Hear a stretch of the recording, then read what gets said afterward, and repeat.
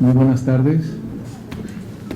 Muchas gracias por su presencia, por su asistencia a esta siguiente conferencia del ciclo México ante sí mismo, escenarios y encrucijadas. Hoy Rolando Cordera nos va a presentar una ponencia denominada El rostro de México de la gran transformación.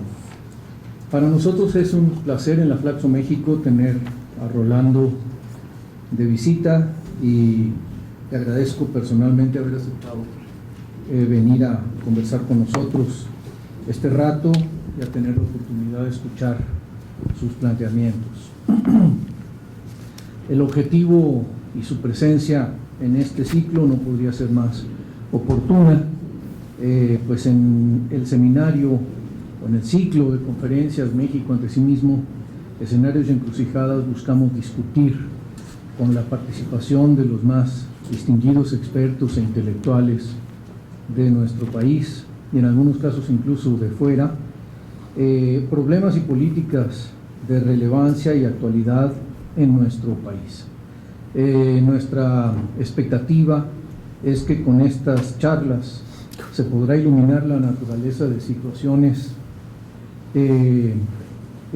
coyunturales mexicanas que también nos permitirán entender mejor las tendencias de fondo, de mediano y largo plazo, económicas, políticas y culturales, que pues están determinando o van a determinar en gran medida el futuro en el mediano y largo plazo. Rolando requeriría una presentación más larga que su conferencia, entonces voy a sintetizarla lo más posible.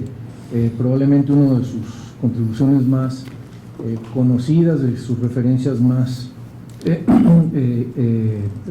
literarias más importantes es México, la disputa por la nación, perspectivas y opciones del desarrollo, escrito en coautoría con Carlos Tello, y que pues ha tenido muchas ediciones o reimpresiones desde que se publicó en 1981, si estoy viendo correcto.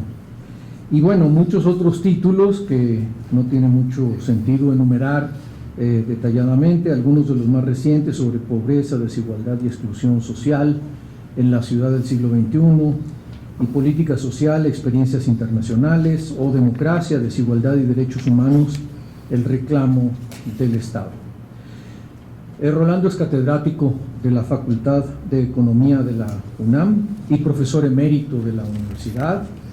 Él es licenciado en Economía por la UNAM, con estudios de posgrado en la London School of Economics, en donde estuvo durante un periodo importante de su trabajo y de su formación, y actualmente coordina el Programa Universitario de Estudios del Desarrollo. Ha sido coordinador del Seminario Universitario de la Cuestión Social y, muy importantemente, del grupo Nuevo Curso de Desarrollo, que se reúne en la Universidad Nacional Autónoma de México. Es ampliamente conocido por sus colaboraciones en la revista Nexos, es miembro del Sistema Nacional de Investigadores, comentarista en medios de comunicación con una columna semanal en el diario La Jornada, y en 1998 él obtuvo el Premio Universidad Nacional en Investigación en el área de las Ciencias Económico-Administrativas y un doctorado honoris causa en el área de las ciencias, por la Universidad Autónoma Metropolitana. Pues sin más, yo le doy la palabra a Rolando para su presentación y le doy la más cordial bienvenida de nuevo a esta, su casa. Muchas gracias, Francisco. Gracias por la invitación y en efecto por la oportunidad de estar de nuevo en esta facultad después de varios años de no tocar base por estas alturas de rumbo a la Jusco. El viaje me permitió darme cuenta de que en efecto la ciudad no deja de cambiar. Antes uno venía a la Flaxo casi a campo traviesa y ahora es a través de los malls, ¿no?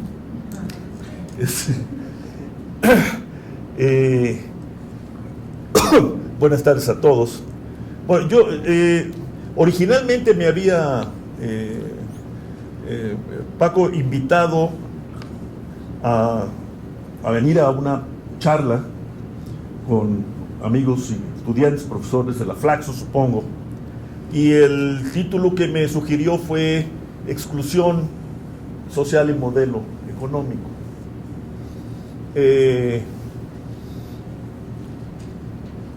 Yo decidí cambiar no el título ahí se queda, sino el tema. Y quisiera más bien, a partir de intentar una respuesta muy directa a esta cuestión planteada por él,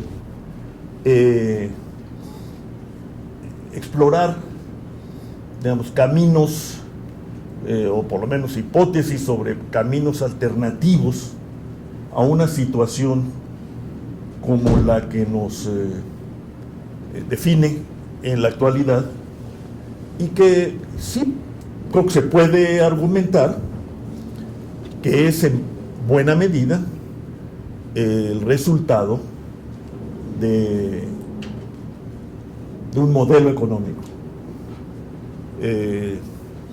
A mí el término modelo me pone inquieto siempre, porque se le llama modelo a todo, y me parece que olvidamos que al final, cuando nos servía el término de modelo, es porque nos refería a una abstracción rigurosa y sistemática de la realidad, a partir de la cual volver a estudiar a esta realidad que siempre pues, se nos presenta como caótica y hostil, ¿no? Y veleidosa. Yo recuerdo que allá por 95, cuando estábamos viviendo aquella crisis del error de diciembre y demás cosas, Jaime Ross estaba dictando una conferencia allá en la UNAM, no en economía, pero por ahí, y estaba hablando del modelo, y entonces alguien lo interpeló y le dijo: ¿de qué modelo estás hablando? Y dijo algo que me pareció muy útil. Dijo: para mí el modelo es una economía abierta y de mercado. De ese modelo estoy hablando. Y acto seguido dijo: por eso lo que importa no es cómo se llame el modelo, lo que importa es que, dicho así, tenemos que aceptar que este modelo admite diferentes pautas de desarrollo y diferentes estrategias de política. Es decir, que un modelo como este, economía abierta y de mercado, no da lugar unívocamente a una sola batería de políticas y de estrategias. Y que consecuentemente apelar al modelo como por ejemplo, el origen de la exclusión social o de la no inclusión social puede ser muy insuficiente y equívoco, porque deja fuera las opciones de política que siempre están presentes en esto que llamamos los modelos. Esta sería mi primera reserva, ¿no?, a ese respecto. Que va de la mano con lo que, bueno, muchos estudiosos han planteado, y creo que con razón, en el sentido de que ni las magnitudes de pobreza que se observan en buena parte de los países de la región latinoamericana, pero no solo sino del mundo, ni los coeficientes de desigualdad que también se observan, son el resultado lineal del cambio estructural, como se le llamó en su momento, o de la globalización. Porque había diferentes opciones para insertarse en esto que llamamos la globalización, y había también diversas opciones de procesar lo que se dio en llamar el cambio estructural para la globalización. Entonces, lo quiero poner en cuestión, ¿no?, esta idea de que del modelo se derivan unos resultados sociales, y solo unos. Recuerdo, por ejemplo, un trabajo allá, yo creo que a principios de este siglo, de Jimmy Galbraith, donde él decía eso: no, es difícil asignarle al cambio tecnológico o a la globalización o a la apertura de los mercados la pobreza y la desigualdad. En el caso latinoamericano, escribía él, se nos olvida que más bien lo que ocurrió fue que se optó por un camino de ajuste para pagar la deuda que provocó un empobrecimiento masivo de la población. Entonces, él dijo, ¿no? It takes two to tango, ¿no? Y lo que ocurrió fue que la banca internacional, que había prestado libérrimamente a unos gobiernos que se habían endeudado gozosamente, se las arregló para que al final solo apareciera un villano en el escenario, que eran los gobiernos gastadores, populistas, como se les quiera llamar. Y la banca pues quedó representada por el Fondo Monetario Internacional. Y entonces toda la discusión y toda la búsqueda de opciones se dio sobre los gobiernos, olvidándose de que en toda crisis bancaria hay dos: el prestatario y el prestamista, y generalmente se comparten los costos. Aquí no se compartió prácticamente nada, sino hasta el final, y bueno, los estudiosos dijeron, y creo que tenían razón, de una manera muy insatisfactoria en materia de equidad en cuanto al pago del Brady, la solución Brady. Bueno, y sin embargo, creo que se puede decir que estos resultados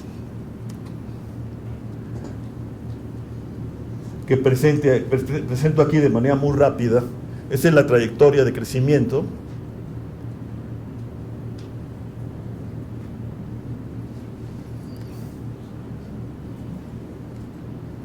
Este es el último, espero que no haya muchas gentes de Coneval aquí, el último conteo de Coneval sobre los pobres. Me regañan si hablo así. Pobreza y vulnerabilidad, ¿no? Y pobreza multidimensional, como lo manda la ley.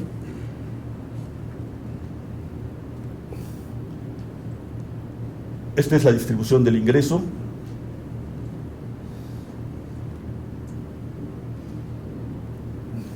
Y esto es quizás la supersíntesis de un desempeño social asociado a un desempeño económico. Hicimos una división por deciles, por niveles de salarios de la población ocupada. Y ahí encontramos que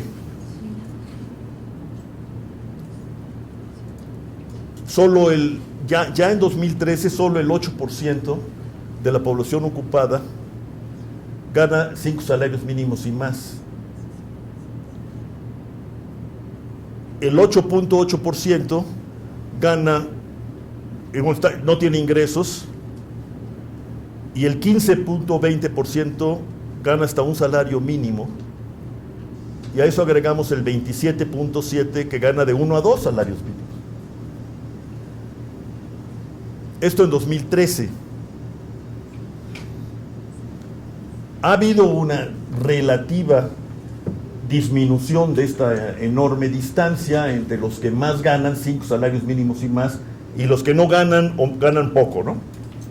Pero si ustedes lo ven, realmente es una reducción que podríamos llamar poco significativa, desde luego insatisfactoria. Digamos, este desempeño de los ingresos de la población ocupada necesariamente está asociado a un desempeño económico más general, que tiene que ver con la tasa de crecimiento del producto, la tasa de ocupación y la capacidad del trabajo para negociar con el capital.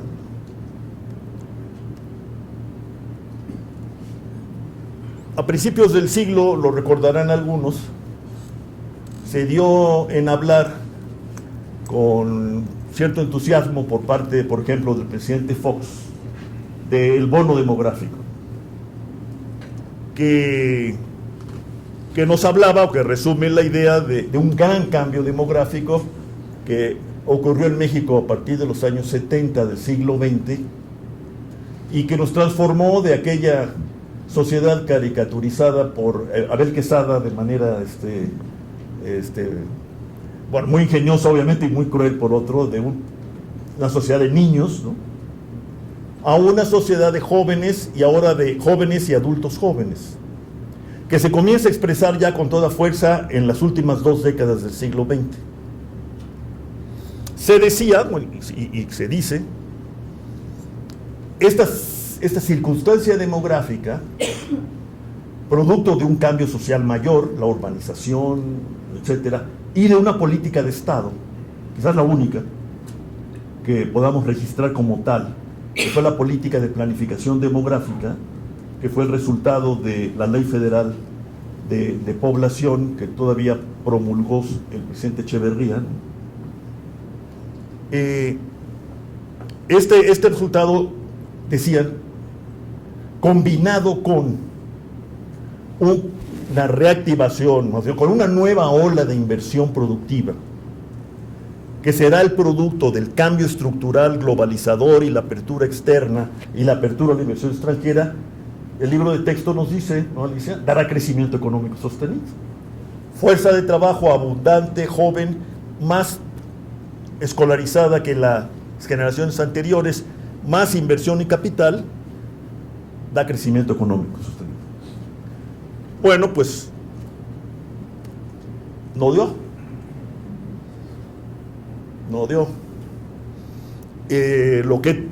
Lo que se fue imponiendo de las grandes crisis financieras de deuda de los años 80 hasta la fecha fue una trayectoria que se convirtió de hecho en trayectoria histórica porque cubre más de 20 años y que está por debajo de la trayectoria histórica de la época de como le llamaron Ocampo y compañía, Cárdenas y Thorpe, la industrialización dirigida por el Estado.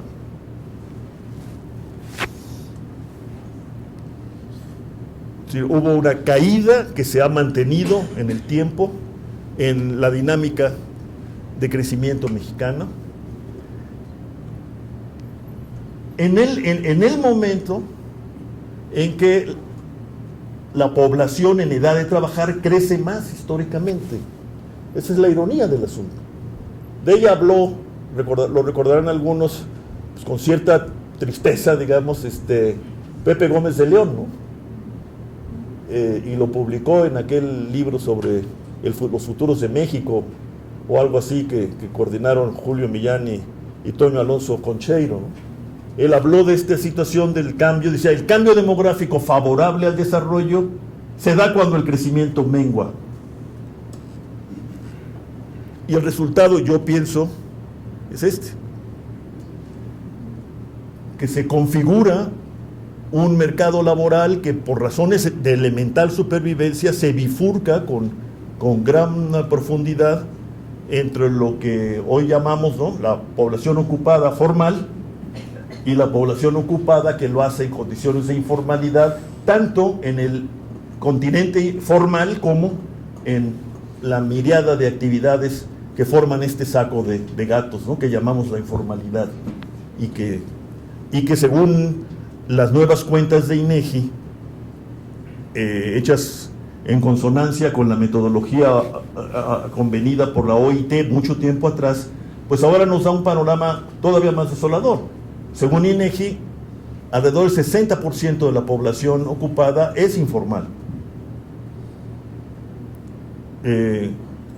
Bueno, sería difícil asociar esto al modelo, ¿no? Pero es prácticamente imposible separar estos resultados de la estrategia adoptada y de las políticas económicas e incluso sociales desplegadas para capear con esta circunstancia de cambio estructural, que en efecto en la economía, de cambio social, o por lo menos cambio, como decían los clásicos, ¿no?, en el carácter social, por la urbanización acelerada, por la juventud de la población y por la incorporación al mundo por la vía de los medios de comunicación y la reconfiguración del gusto, ¿sí?, de las de las decisiones de consumo. En esas circunstancias, ¿qué es lo que tenemos?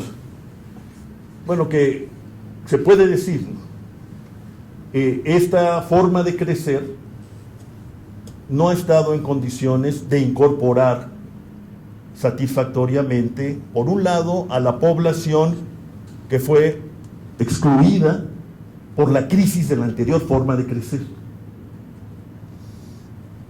Y tampoco ha sido capaz de incorporar a los que recién llegados, ¿no? Y entonces tenemos, esto creo que ya no es lugar común, y qué bueno que no lo sea, pero es, digamos, información compartida. Tenemos unas tasas de desocupación juvenil verdaderamente extravagantes, ¿no? Y bueno, toda la discusión que ha habido sobre el hecho de que hay pues, varios millones de jóvenes, bueno, por un lado, bastantes millones de jóvenes que podrían, por edad, estar en la educación superior, no lo están, y otros millones que ni están ahí ni están en ningún lado porque no trabajan formalmente y se ocupan pues cuando se puede, ¿no? Más esta, que creo que aquí han estudiado, ¿no? Mucho, que es esta opción por parte de los jóvenes por la peor de las informalidades, que es la criminal, ¿no? O sea, hay una opción, si hacemos caso a los informes que nos dicen de los participantes en los actos de violencia criminal, digamos, de los últimos 10 años. Hay un notorio predominio de jóvenes, ¿no?, en estos actos de violencia. Entonces sí, podríamos decir, sí hay una relación fuerte entre la forma de crecimiento económico y la circunstancia social, caracterizada por la presencia de millones de mexicanos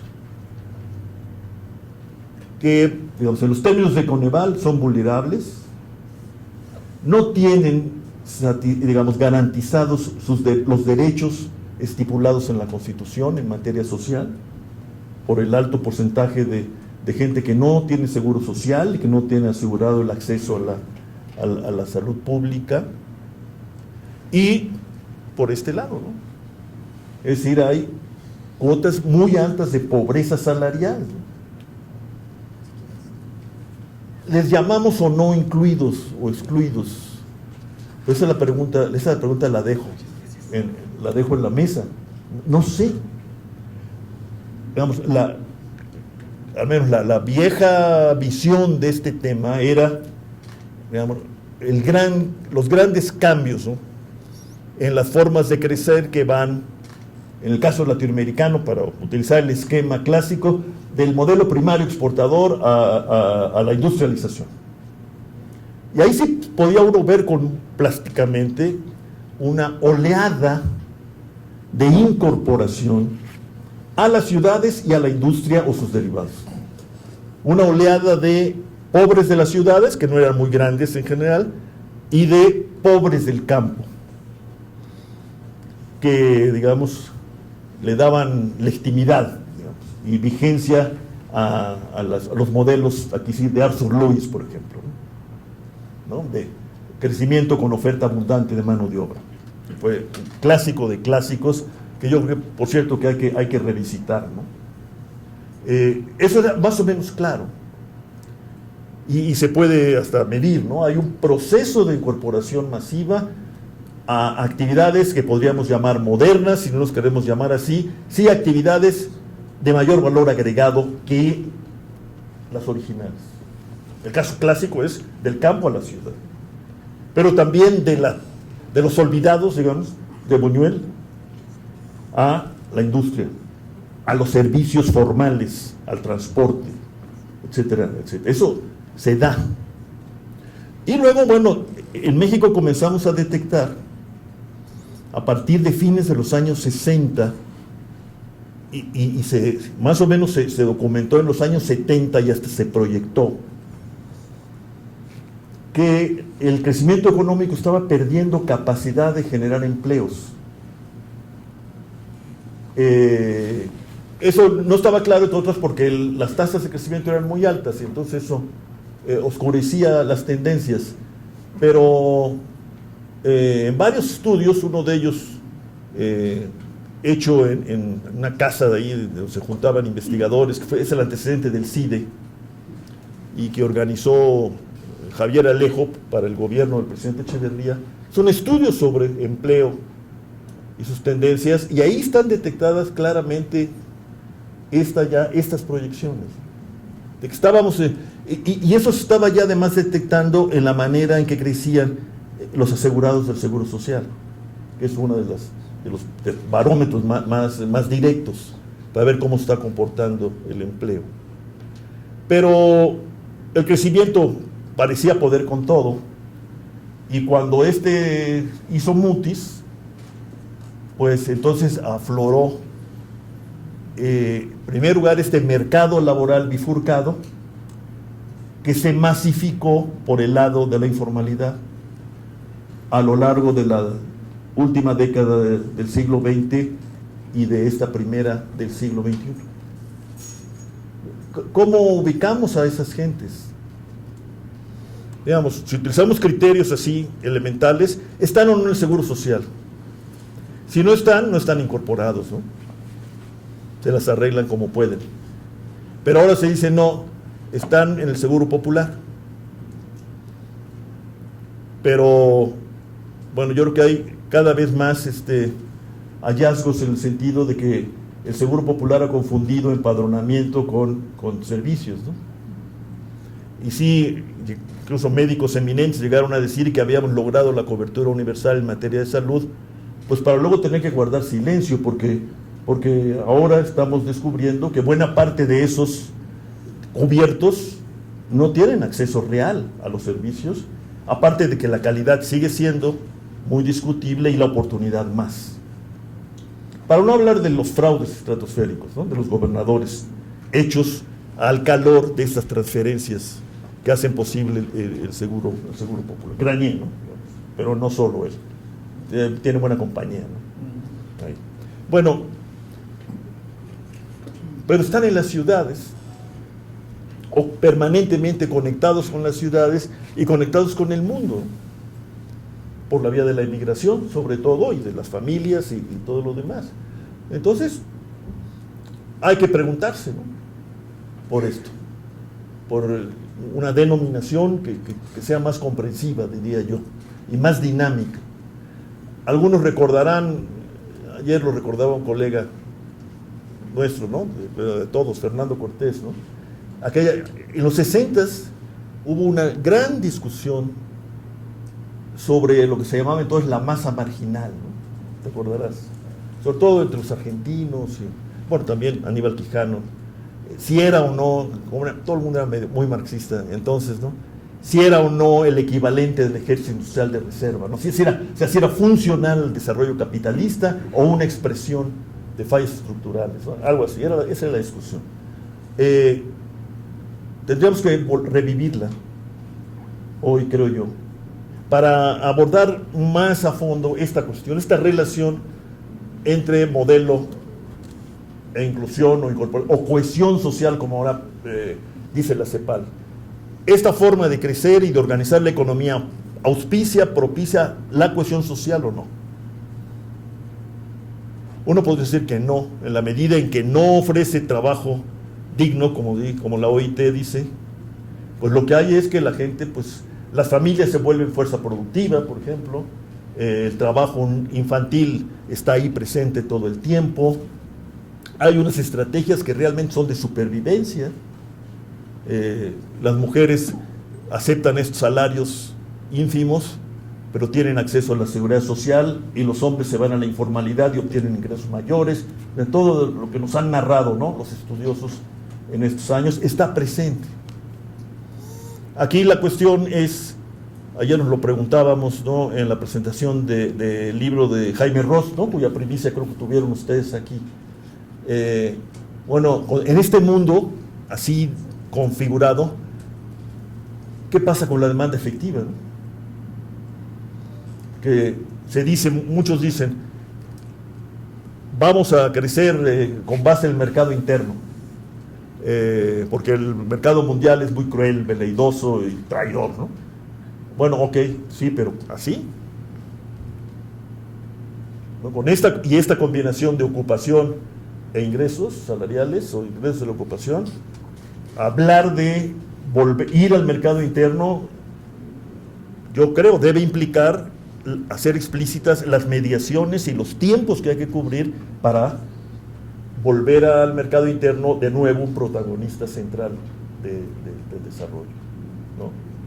Entonces, ese es uno de los temas que yo quería plantear. Frente a esto, ¿qué, no? Se nos olvida algo generalmente en este tipo de convivios, que el tiempo pasa, ¿no? Y llevamos 20 años, o 30. Es una generación de mexicanos que nació en estas circunstancias y que en su mayoría se incorpora a esta. ¿Qué implica eso para la actitud? ¿Qué implica esto para la cohesión, como se dice? ¿O qué implica esto más todavía en términos de solidaridad moderna, ¿no? Que tiene que ver con el Estado fiscal? ¿Cómo? Pues tiene que ver poco.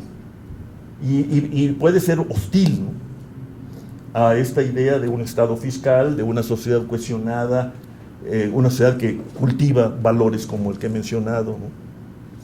Que son los valores que organizaron, pues, lo mejor que ha tenido el capitalismo, ¿no? Que es el estado de bienestar europeo y en parte el gringo, ¿no? Y entonces ahí hay la cuestión de hacia dónde, ¿no?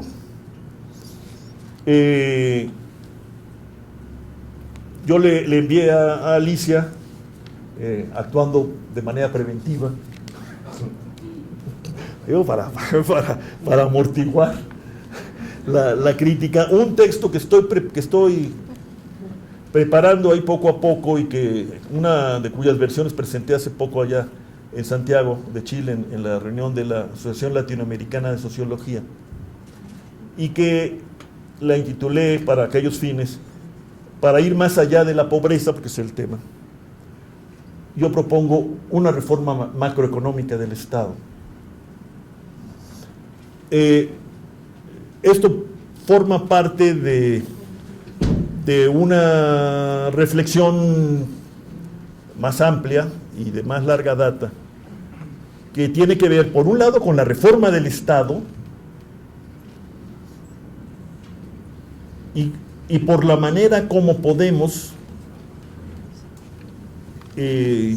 llevar a la práctica esta consigna, digamos, que José Antonio Campo y la CEPAL popularizaron hace unos años, frente a resultados de este estilo. ¿Qué decían ellos? Lo que hay que hacer es reformar las reformas, ¿no? Bueno, la manera de reformar las reformas es por la vía de una reforma del Estado, sin olvidar que ya hicimos reformas del Estado. En los 90 hubo una reforma económica del Estado que redefinió las relaciones del Estado con el resto de la sociedad y del Estado nacional con el resto del mundo, y lo hicimos en unos cuantos años,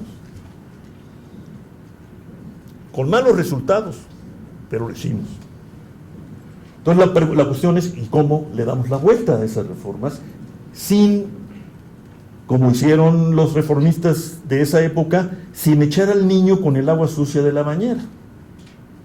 Es decir, ¿cómo hacemos la cuenta de lo que se construyó a pesar de todo, en términos de instituciones, de relaciones sociales, de relaciones con el mundo, y al mismo tiempo vamos con lo que hemos llamado ahí en la UNAM, los colegas del grupo un nuevo curso de desarrollo?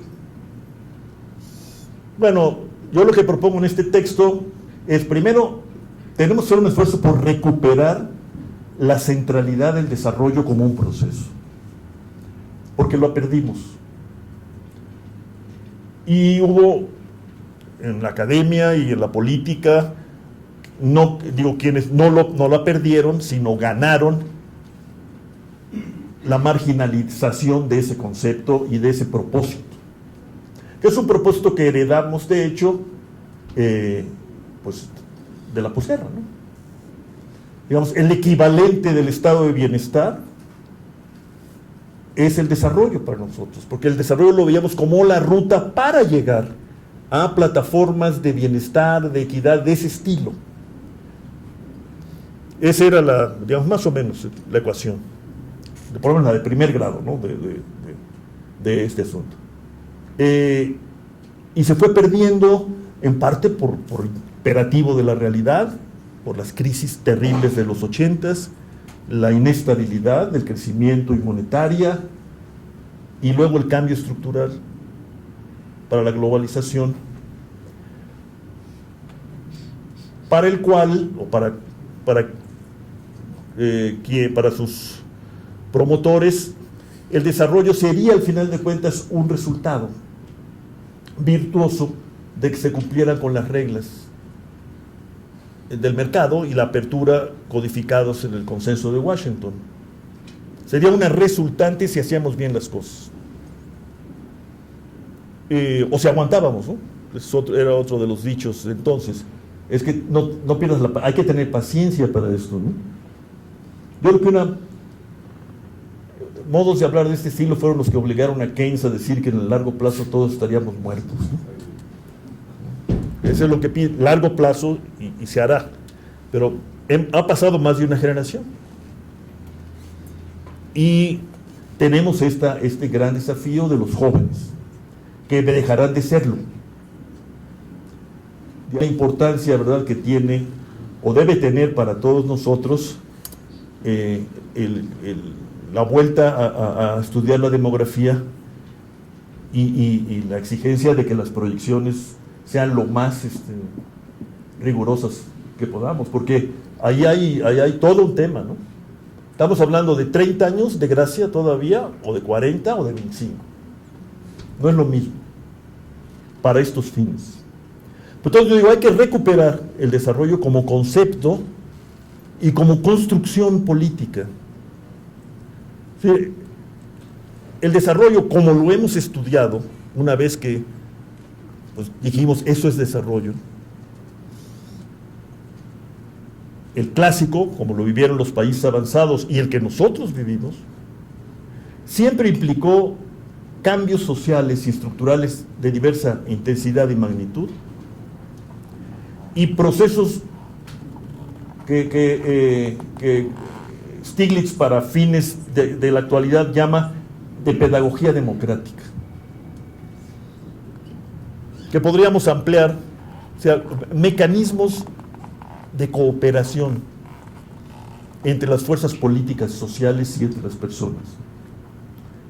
Diversas formas de cooperación y comunicación dentro de la sociedad, como para darle cemento al cambio estructural y necesaria, y que se pudiera traducir en instituciones, ¿no?, que acumularan esta energía desatada por el cambio. Eso ha sido el desarrollo, más o menos, ¿no?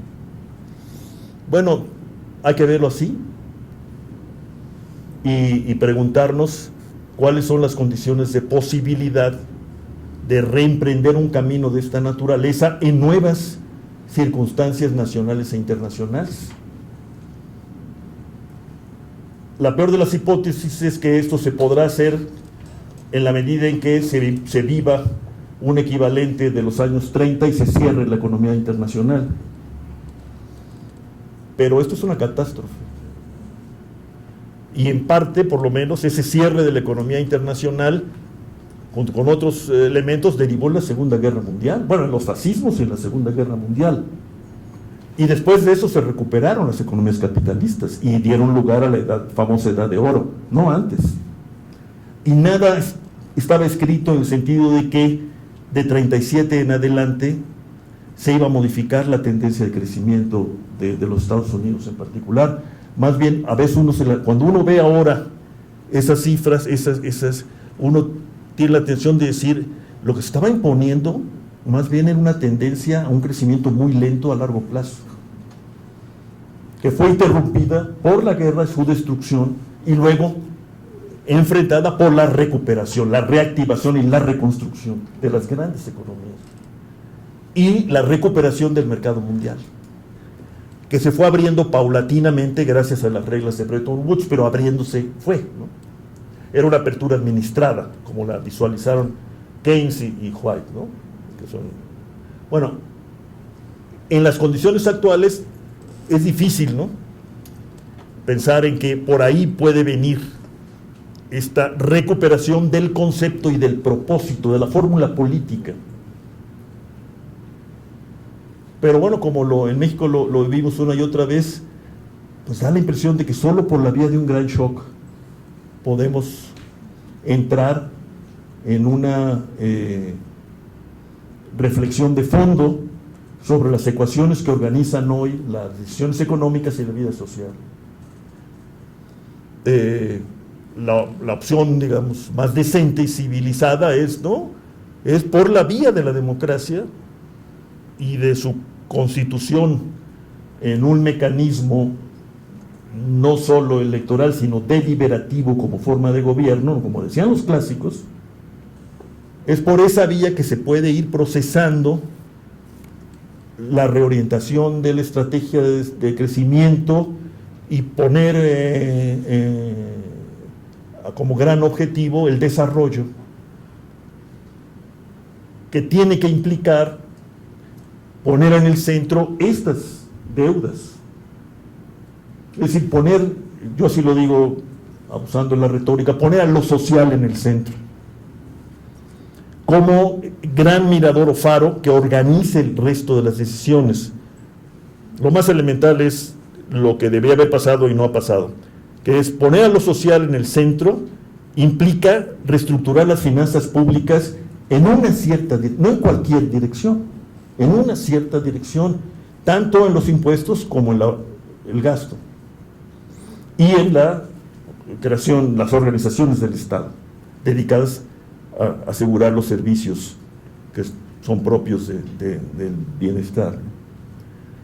Y por eso digo yo, esta recuperación del concepto y del propósito puede irse concretando en una estrategia de largo plazo si hacemos la reforma social del Estado. Es decir, si buscamos la manera de constituir un auténtico Estado social, como dicen los juristas, Estado social democrático de derecho. ¿No? Así se dice, ¿no? Sí. Ahora, o también una democracia constitucional, como dicen ahora los italianos. Bueno, esto puede sonar excéntrico, ¿no? Cuando lo que está predominando es quitarle las uñas y las manos y los pies al Estado Social Europeo, proponer esto. Pero yo no veo otra vía para recuperar el proceso. Pero claro, esto supone pues mucha discusión y mucho esfuerzo imaginativo para, digamos, para hacer una reingeniería de la función objetivo de la sociedad. Y bueno, yo ahí estoy, ahí me quedo. Una manera más ordenada y organizada de expresar esto está en los dos documentos grandes que hizo el nuevo curso de desarrollo, el más reciente de los cuales lo publicamos el año pasado, y el primero en 2010. Los invito a verlos, están en la página de la UNAM, ¿cómo se llama? Apartado Nuevo Curso de Desarrollo. Ahí están los dos tomos, más otras intervenciones más coyunturales. Ahí tratamos, al final de cuentas, ya no solo de insistir y argumentar en favor de este propósito, sino de desgranarle el propósito en propuestas concretas, no de políticas, sino de lineamientos de política. 104, creo, propusimos, cubriendo diferentes áreas que consideramos cruciales para avanzar en este propósito. Desde luego, como se imaginarán, la madre de todas es las reformas, decíamos, es la fiscal, ¿no? Yo lo sigo diciendo, pero por lo visto no tengo mucha compañía, ¿no? Pero ese sería, digamos, el argumento.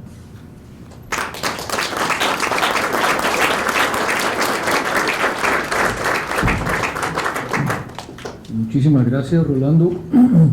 Pues como siempre, una intervención muy aguda y provocadora, llena de ideas y como siempre de imaginación que agradecemos.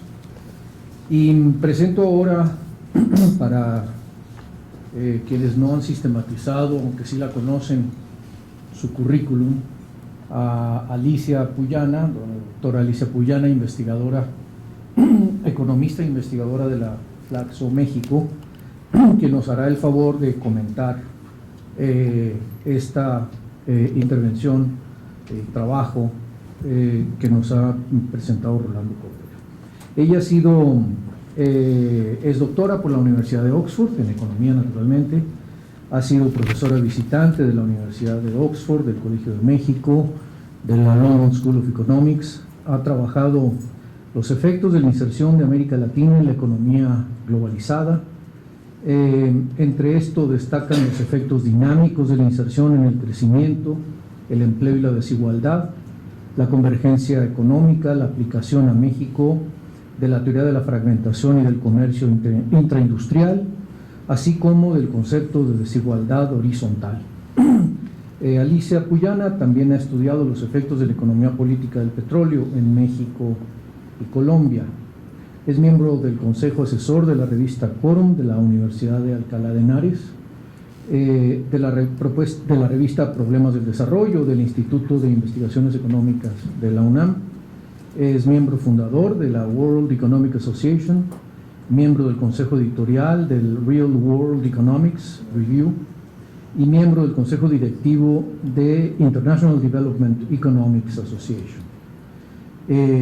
Pertenece pues a otras asociaciones dedicadas al estudio de la energía, del petróleo, todas ellas internacionales, y es miembro del Sistema Nacional de Investigadores. Me olvidé también decir que Rolando Cordera también es miembro del Sistema Nacional de Investigadores, y Alicia también recientemente fue nombrada miembro correspondiente de la Academia Colombiana de Ciencias Económicas. Entre sus publicaciones más recientes están Trade Policies and Ethnic Inequalities in Mexico, en el European Journal of Development Research, y la Estrategia Comercial Mexicana en Foro Internacional, ambos trabajos recientes. Sin más, le pido a Alicia entonces que nos presente sus comentarios para luego establecer un intercambio más amplio. Muchas gracias, Paco, y gracias a ustedes por estar aquí con nosotros. Realmente ha sido, siempre es un placer leer, oír y ver a Rolando. Él tuvo la bondad de enviarme su presentación, y como Dios no me dio a mí el don de la elocuencia que sí le dio a Rolando, y para ser puntual en los comentarios, yo la escribí para no salirme demasiado de su presentación escrita, que es una excelente ponencia. Sin embargo, voy a hacer algunas acotaciones a lo que acaba también de decir, porque dan margen para un mayor debate. Rolando describe a México en lo que podría ser también una descripción de América Latina: bajo crecimiento, debilitamiento del rol del Estado en la conducción de la economía o como articulador del conflicto social, y la modulación del conflicto en la distribución del excedente o del ingreso que explotó con las reformas estructurales, tema que ahondó ahora a raíz de la crisis de la deuda. Yo quisiera referirme a esa mediación y realmente debatir, porque a veces ocurre, no lo dice Rolando, pero puede presentarse como si realmente en el estado de la mayoría de los países latinoamericanos siempre hubiera existido como ese carácter de mediación,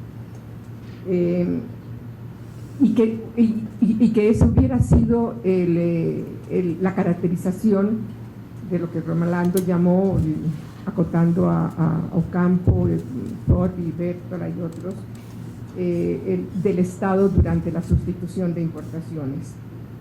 Sí hubo reducción de la concentración del ingreso y hubo reducción de la pobreza durante ese periodo, pero no por políticas distributivas, ni porque hubiera una conciencia distributiva. Eso no estaba en la agenda realmente.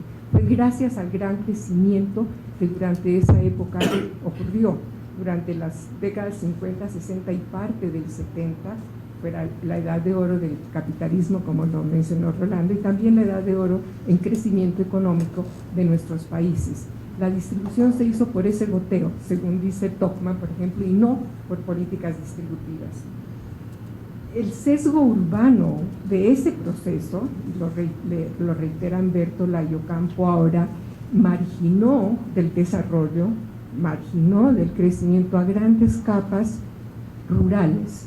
El sesgo urbano empobreció el campo y propició realmente gran éxodo del campo a la ciudad y abrió las compuertas para la informalidad urbana. Esta no es de los 80s y los 90s, empezó en esa época precisamente porque ese modelo de crecimiento económico le dio preponderancia a la gran industria con inversiones extranjeras y con altísimas economías de escala.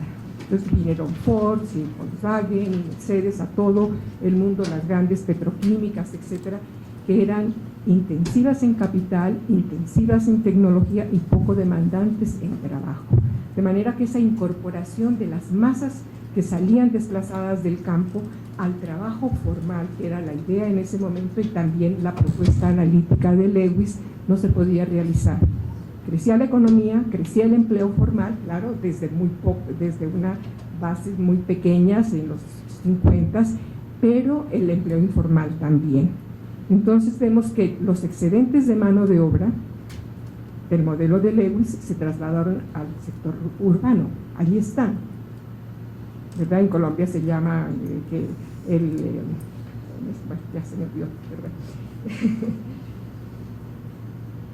Ahora, muy bien, entonces continuamos en esa etapa de desarrollo con oferta infinita de mano de obra, esta vez urbanizada. Entonces, los malls, entre los malls que Rolando vio llegando acá, pues hay contingentes de valet parking y de muchas otras cosas.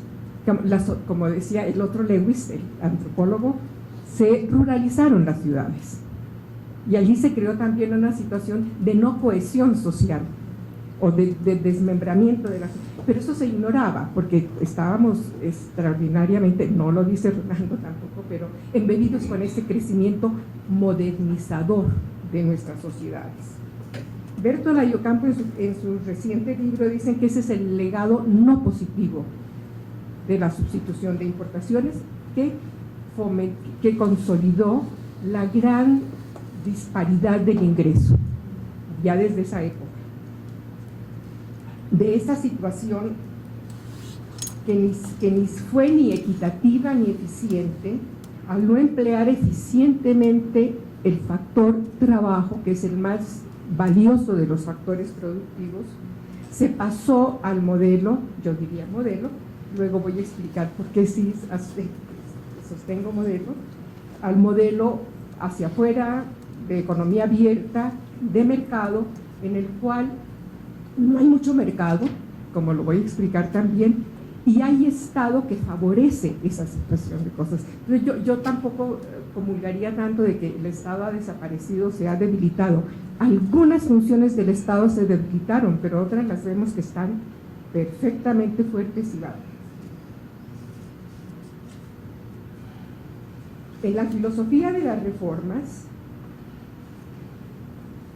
que eran ajustar, privatizar, liberalizar, no había margen realmente, y en eso estoy perfectamente de acuerdo con Rolando, para la equidad o para la distribución del ingreso o para amainar la pobreza, que sí se estaba incentivando y aumentando, no solo por las crisis, sino porque el modelo implícitamente es el modelo de oferta en que se centraliza la tasa de rentabilidad del capital, la tasa de retorno, se reducen los impuestos para ampliar el ingreso disponible que se puede privatizar, que se puede reinvertir. Ese es el modelo. Entonces, si el capital tributa menos, y claro, entonces va a tener un ingreso disponible mayor capacidad de invertir, y así se va a generar mucho más empleo. se convierte en el círculo virtuoso de pocos impuestos, más inversiones, más crecimiento, menos pobreza y así sucesivamente. Según la Comisión para el Desarrollo, convocada por el presidente Sarkozy y otros, esta trilogía de ajustar, privatizar, liberalizar, sí llevó al incremento de la pobreza, a una caída radical de la participación del trabajo en la distribución funcional del ingreso y el ascenso concomitante de la participación del capital. Las medidas distributivas vinieron, pero no como mediación del Estado, como así lo dice, sino porque eran necesarias para evitar el desprestigio o el debilitamiento mismo de las reformas. Porque estas reformas, en realidad, según lo dice Michael Lipton, fueron poco estructurales. ¿En qué sentido fueron pocos estructurales? Eliminaron las restricciones al mercado provenientes del Estado, pero dejaron intactas las limitaciones del mercado provenientes de la altísima concentración de la riqueza, de la producción y del comercio. En esas condiciones, y yo creo que sí es un implícito del modelo, no era posible visualizar que fuera neutro en términos de concentración del ingreso o de pobreza. Estas reformas que las instrumentaron, como lo apunta muy bien Rolando, son efectos de la metamorfosis de la teoría económica, y allí yo relacionaría realmente el modelo teórico abstracto y las políticas, porque esas se basaron, puede ser que hayan abusado de los modelos los políticos, pero eso fueron el sustento, y las reformas se presentaron como la única opción racional. Ahora también se las está presentando como la única opción racional, porque solo hay una racionalidad en esta versión de la economía.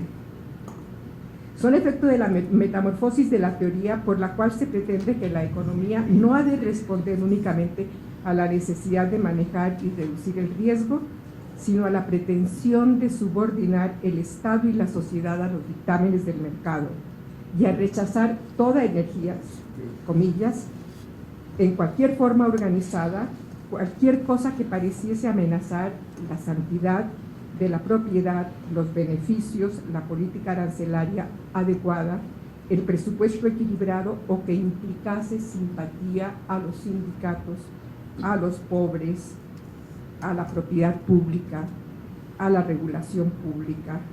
Es decir, se excluyó el análisis del poder político. Y al convertir la teoría económica en una disciplina no política, la teoría neoclásica destruye por el mismo proceso su relación con el mundo real. Estas son las palabras de Galbraith, que también citado por Rolando, que en 1974 pronunció su discurso tomando posesión de la Asociación Americana de Economistas, es decir, no es nada de Allende, el muro de Berlín, ni nada de eso. Así interpreto el llamado de Rolando a redefinir el desarrollo y tomar los objetivos de la equidad, la igualdad y en general de la justicia social. Pero yo no me quedaría en los postulados y la concepción del desarrollo de la Segunda Guerra Mundial. Yo me iría más atrás. Yo me iría inclusive a Smith, más atrás, porque ya ese desarrollo o desarrollismo de la Segunda Guerra Mundial tiene otras connotaciones, diría también como preventivas, y no era el concepto desarrollista. Y para quitarles el monopolio de Smith y de la teoría económica clásica a los neoclásicos, a los del consenso de Washington, que solo toman unas partes de Smith. Smith decía realmente, y tanto en La riqueza de las naciones como en otros libros sobre la moral y los sentimientos, que una sociedad no puede crecer si gran parte de ella está excluida, es pobre, y al ser excluida y ser pobre no puede desarrollar sus funciones sociales. Y promueve también una participación del Estado en resolver esos factores de gran pobreza, de gran desigualdad, que dice él, si una persona no puede comprarse una camisa de seda para ir sin sentir vergüenza a la iglesia, la sociedad no está bien, ¿verdad? Y nosotros estamos un poco más allá de eso. Si leí bien a Rolando, yo creo que su propuesta es, al decir que es dejar de considerar lo social como exógeno al modelo económico, este precepto que mandó a la política laboral o de ingresos o las educativas o de salud a las arenas movedizas del gasto social, de lo social. Yo creo que en eso tiene Rolando mucha razón, pero yo diría no solamente centrar la política social o centrar la política fiscal en lo social. Yo iría un poquito más allá, quizá, y eso sería para debatirlo con él y con ustedes también, es que ponerlo, la equidad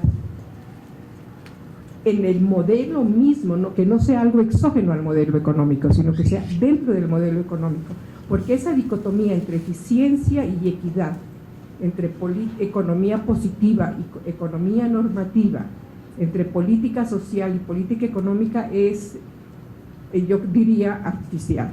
No hay política económica que no tenga efectos sociales. Por ejemplo, la tasa de cambio. La revaluación cambiaria tiene efectos distributivos muy evidentes. Beneficia a los que tienen deudas en dólares, así sea el sector público o el sector privado, los que gastan en dólares, los que viajan, y desfavorece a los que solo tienen ingresos en pesos, ¿verdad? La política social, la política educativa tiene efectos lógicos en la fuerza laboral, su capacidad, su productividad, etc. Entonces, esa dicotomía debería quitarse y retomar la política social y la económica como una entidad.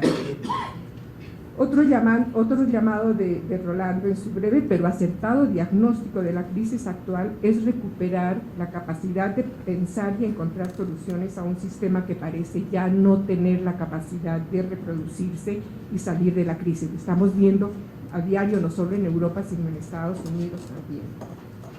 Parecería que las crisis pueden ser parteras del cambio. Bien es sabido que no siempre es así. Hay grandes hecatombes, la crisis de la deuda fue una, la crisis de los 30 que mencionara Rolando fue otra, pero bien es sabido que hay ideas zombie, ideas que no están vivas ni muertas, son muertos vivientes, vigentes entre académicos, políticos y administradores públicos, aunque se haya demostrado su nula capacidad explicativa o sus erróneas predicciones. Un ejemplo de ello es el otorgamiento del Premio Nobel de Economía al economista Fama, quien en su teorema de los mercados eficientes y el corolario de los precios correctos dio las bases teóricas para la gran desregulación del mercado de capitales y de los mercados financieros que ocasionara la crisis financiera global. Greenspan, en su comparecencia en noviembre del 2007 ante el Congreso de Estados Unidos para explicar la crisis de la deuda, dijo: colapsaron las bases intelectuales sobre las cuales se construyó el edificio de las políticas económicas durante los últimos 30 años, cuando él fue presidente del Banco de la Reserva Federal. Pues ese mismo economista es el que estuvo con su opositor Schiller también, sí, por supuesto, quien dijo que era el error más grande en teoría económica que nunca se había visto. Pero bueno, lo cierto es que ni la reforma del sistema financiero acaba de concretarse en un sentido de que limite ese poder total del sector financiero y del gran capital, ni se han revisado o no se revisan las políticas de austeridad por las cuales Europa y Estados Unidos no se recuperan totalmente. Finalmente, la recuperación, que esto me gusta mucho de la presentación de Rolando, la recuperación conceptual y semántica del desarrollo como proceso social, es volver a lo que ya había dicho yo de Smith y de Sen. Para Sen, digamos, esa recuperación desde mi perspectiva va desde Sen, desde Smith hasta por lo menos Sen, pasando por todos los filósofos, Rawls, Nozick y ellos. Sen dice que desarrollo es libertad. Libertad del hambre, añade Nussbaum también, libertad de hambre, libertad de pobreza, de enfermedades de hambre. Y esa es la principal tarea primigenia del Estado, garantizar esa libertad. Mi pregunta es, ¿están dadas las condiciones para ese nuevo pacto social? ¿O aún las fuerzas políticas y las ideas hombres se inclinan a la continuación del deterioro del tejido social por la creciente desigualdad marcada por el retroceso del trabajo en la distribución del ingreso? En México, por ejemplo, y teniendo en consideración los datos sobre salarios, empleo e ingresos de Rolando, el salario real, el deterioro del salario mínimo real en México, tomando como año base el 2000, 100, 2000 y yéndonos hasta 1980, en 1980 era cerca de 340, en el 2010 fue 98, es decir, un deterioro tal que ese porcentaje que gana un salario mínimo era en pesos reales o en pesos corrientes, reales.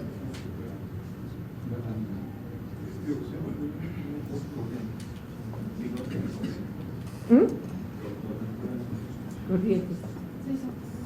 Es decir, un salario real de hoy es un tercio del salario real en el 2000 y cerca del 10% en el 2000. ¿Están entonces las condiciones maduras para ese cambio o se necesita una crisis más severa que la del 2008 para que las fuerzas del cambio en las líneas que reclama Rolando logren destruir o derruir la resistencia? Finalmente, Rolando pide el retorno del Estado, y esto es algo que se repite mucho y todos añoramos un Estado distinto al que hay ahora. Yo me pregunto, ¿cuál Estado estamos reclamando? Nos hemos acostumbrado a oír ejemplos a seguir son China, India o Corea. No dice Rolando, pero lo digo yo, o lo pregunto. ¿Es el Estado chino el que anhelamos nosotros para América Latina? ¿Son las políticas que han propiciado ese gran crecimiento económico? Sí, pero una reducción de la pobreza también, pero una gran reconcentración del ingreso. Es ese, y con todas sus variedades, el tratamiento a los migrantes urbanos, que son casi tan espaldas mojadas como los mexicanos en Estados Unidos, no tienen derecho a comprar a vivienda, no tienen derecho a seguridad social, etc. ¿Ese es el Estado? ¿O es Corea, cuyo gran despegue, que siempre se los anota, se hizo durante las grandes dictaduras militares instauradas después de la Segunda Guerra Mundial y sostenidas durante la Guerra de Corea? Tampoco es muy añorable el estado de la sustitución de importaciones latinoamericanas, si bien tiene algunos rasgos mejores que los actuales. Yo no sé cuál es la pregunta, así como Rolando decía, yo no sé, la pregunta así como Rolando decía, yo no sé cuál es la respuesta a esto, yo tampoco sé cuál es el estado que nosotros, o que yo por lo menos visualizaría como aquel que sí va a proponer y que capaz de instrumentar ese desarrollo que añora Rolando y que deseamos todos. Ha sido un privilegio para mí comentarte, Rolando. Muchas gracias y muchas gracias a ustedes.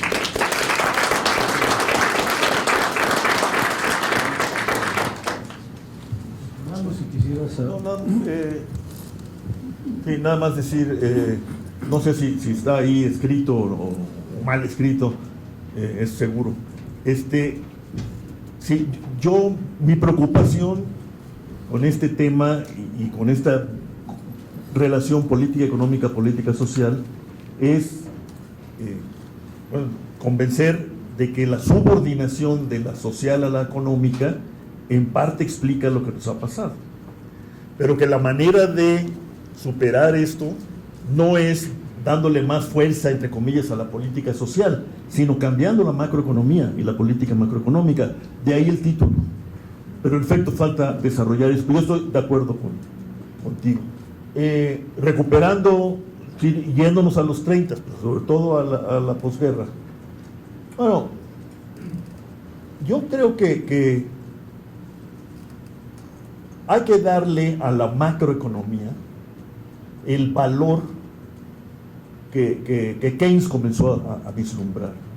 O sea, la macroeconomía como, por un lado, como una manera de pensar a la economía, y por otro lado, como una manera de actuar sobre la economía, que iba más allá de una racionalidad instrumental. Yo creo que se puede argumentar en el sentido de que el objetivo de pleno empleo alude a dos cuestiones. Uno, alude a una necesaria redistribución del ingreso, y también alude entonces a una formulación ética que tiene que ver con el Estado y tiene que ver con la sociedad, porque al final, como sabemos, ¿no?, Keynes nunca se separó ni se quiso separar de sus orígenes filosóficos, ¿no?, que tenía mucho que ver con esta cuestión del bien y el valor. Y entonces, yo lo leí hace tiempo de alguien que escribió sobre interdisciplinariedad y Keynes y no sé qué. Lo tengo que encontrar, porque es un artículo que encontré así de casualidad. Pero esta cuestión de la macroeconomía, tenemos que recuperarla para darle congruencia a un planteamiento como el tuyo, ¿no?, de que subsumir, digamos, lo social dentro de la macro quiere decir, al revés, subsumir la economía en la sociedad, ¿no?, como Polanyi plantea, digamos. Al final es polanyiano el asunto, ¿no?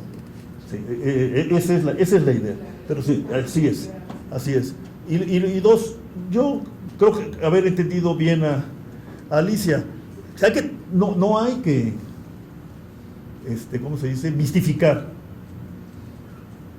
al estado desarrollista de la industrialización.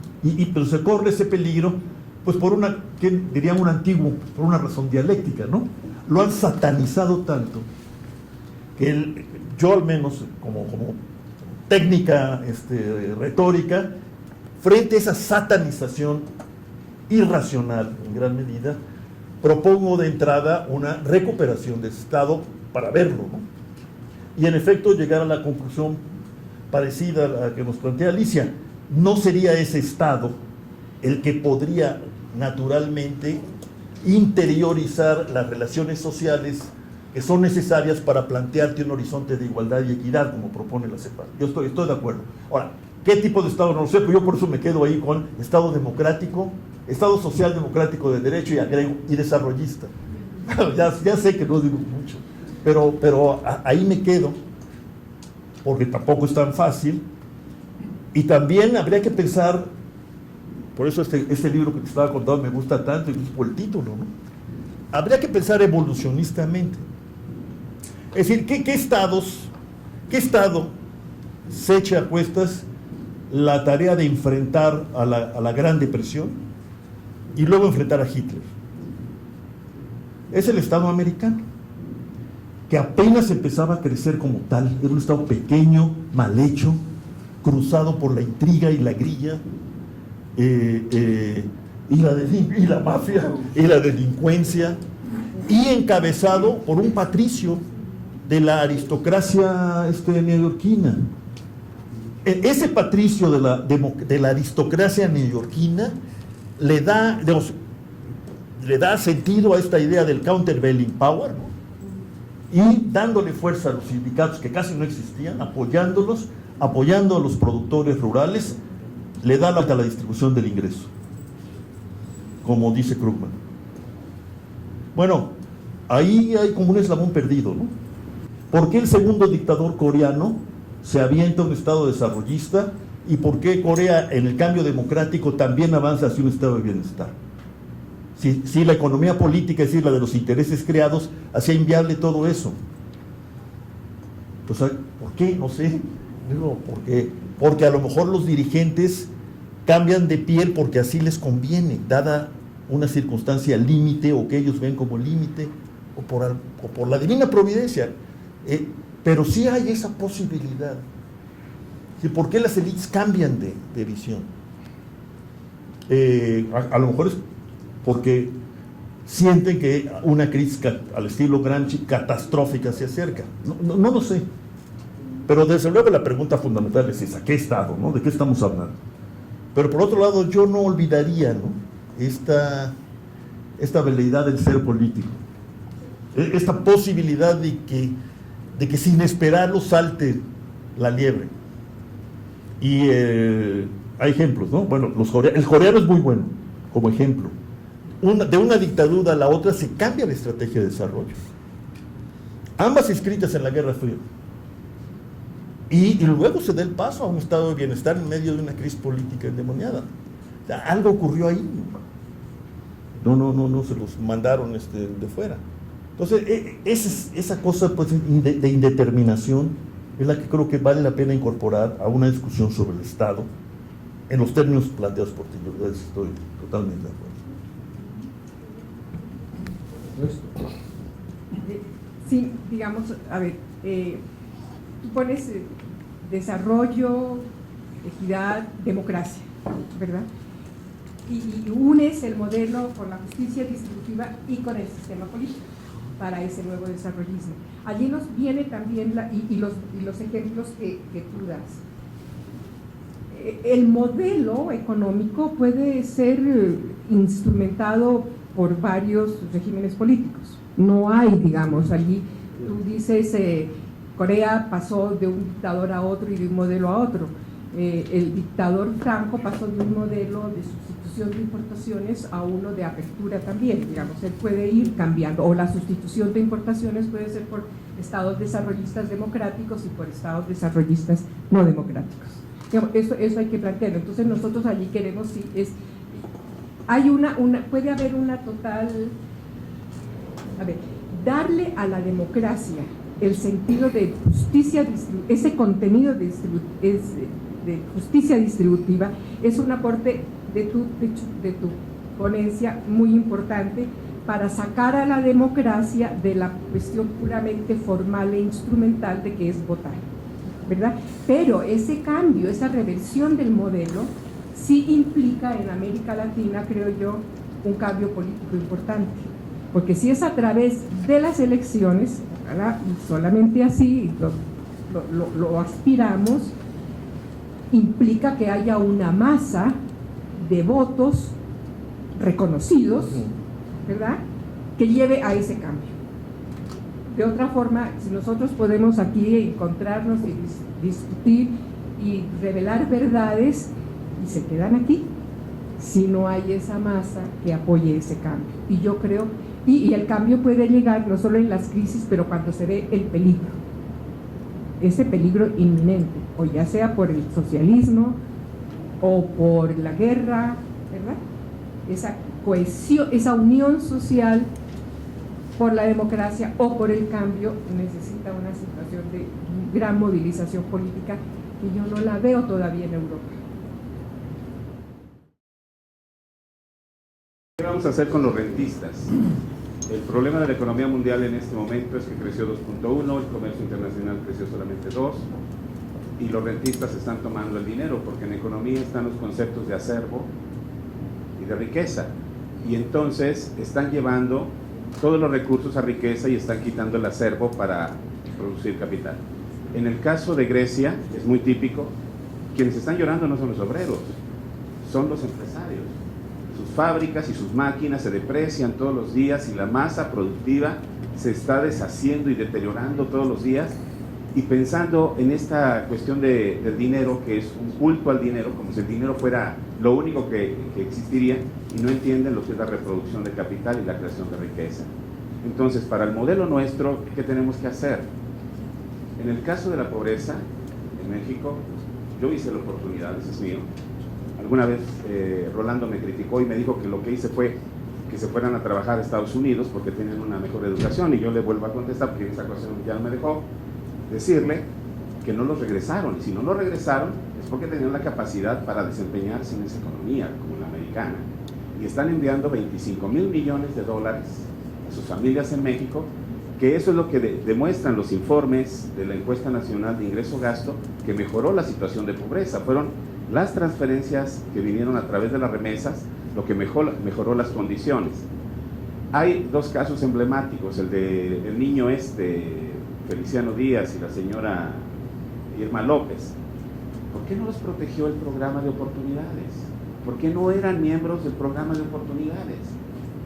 El niño no tenía por qué irse a Villahermosa a vender dulces. Si estuviera protegido, tenía su beca para comprarse sus zapatos, llegar con sus zapatos a la escuela. Y la señora Irma López, si el programa Oportunidades realmente trabaja, debió de haberle incorporado, y no solamente atender el parto, sino haberle cuidado todo el embarazo para que el parto. Yo solamente pregunto, ¿cuál es el estado social que queremos? Yo no confío en esta clase política que acaba de llegar. Con Peña Nieto murieron 35,000 niños menores de 1 año durante su gestión en el Estado de México. Es un problema de Coca-Cola, no es un problema de Coca-Cola. No desviemos el asunto. Y segundo, en el caso de ellos, las obras que están haciendo, casi no llego aquí a la conferencia porque ese segundo piso horrorosamente diseñado, en la entrada de Polanco es un tope total que no deja pasar, y todo para crear ganancias a los rentistas.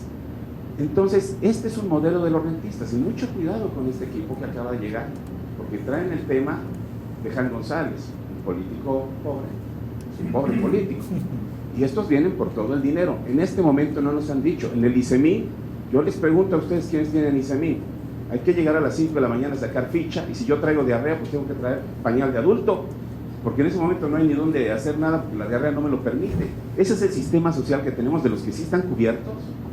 Hoy tenemos que ver exactamente cuál es el modelo y por dónde tenemos que transitar. Yo creo que si China es nuestra solución. China importa 1.8 millones de dólares. Tenemos que construir toda una infraestructura que de hecho ya se está haciendo. Incluso se están construyendo barcos con miles de teus. ¿Sí sabe lo que es un teu? Es un contenedor, y son macrobarcos que se están construyendo porque van a venir por ahí. China es nuestra gran opción desde el punto de vista del comercio y de desarrollar capacidades productivas. Muchas gracias. Bueno, tenemos estrictamente el tiempo medido para 2 preguntas más.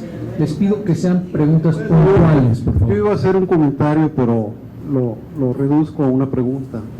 Desde luego que la economía no latinoamericana ni no la nuestra, la economía mundial está en una crisis profunda, y bueno, es evidente por qué, por el modelo fallido, etcétera, entre otras cosas por la crisis financiera, desde luego. Pero la pregunta es que es evidente redefinir el papel del Estado en la nueva economía del futuro.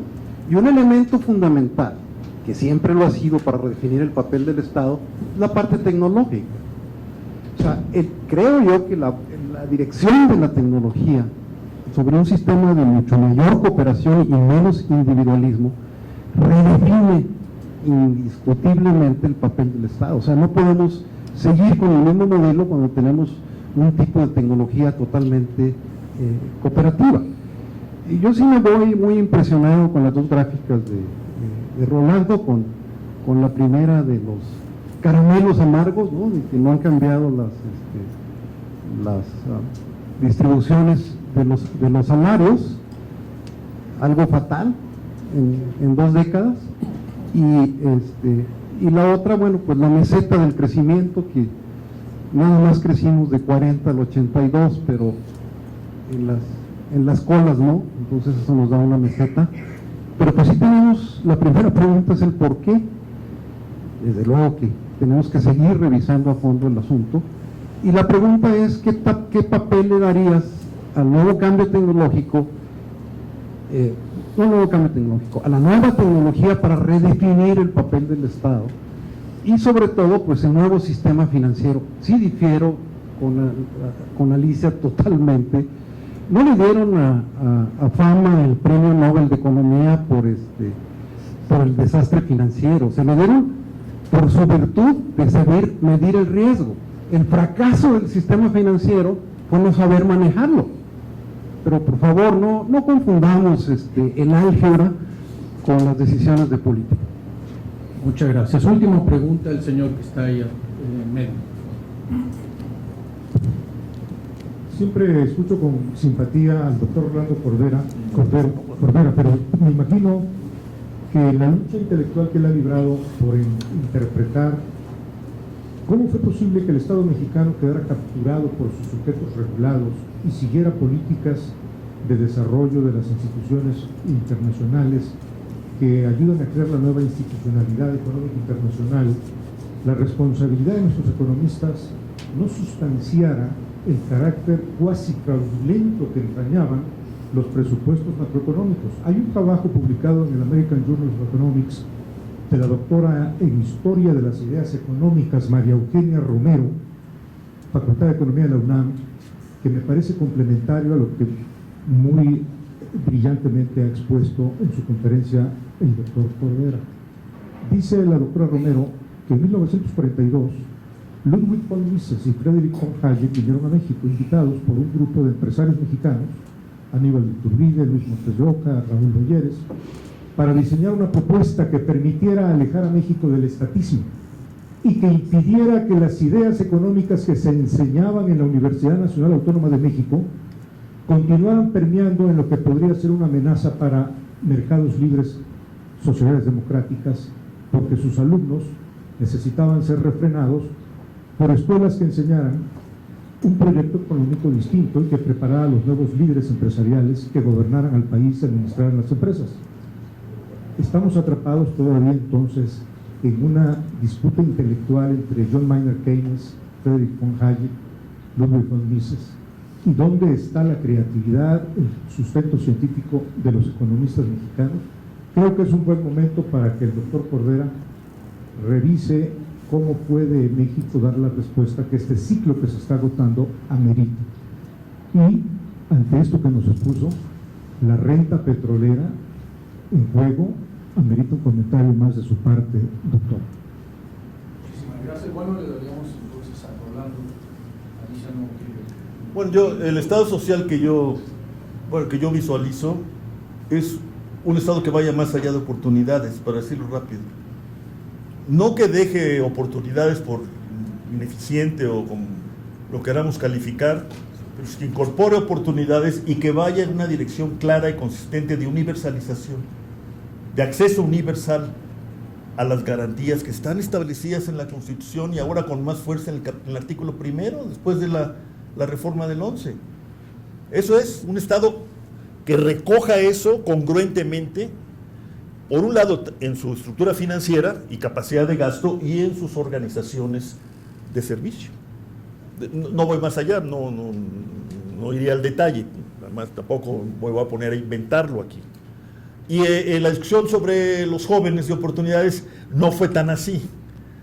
Mi crítica, que no es oportunidades, y eso lo aclaré, pero no me hicieron caso, mi crítica es a la política económica, que permite, que propicia que esos jóvenes que preparamos con dinero público vayan a valorizar el capital en el extranjero. No porque yo sea chauvinista, pero sí porque pago impuestos. Es decir, porque es una filantropía muy extraña.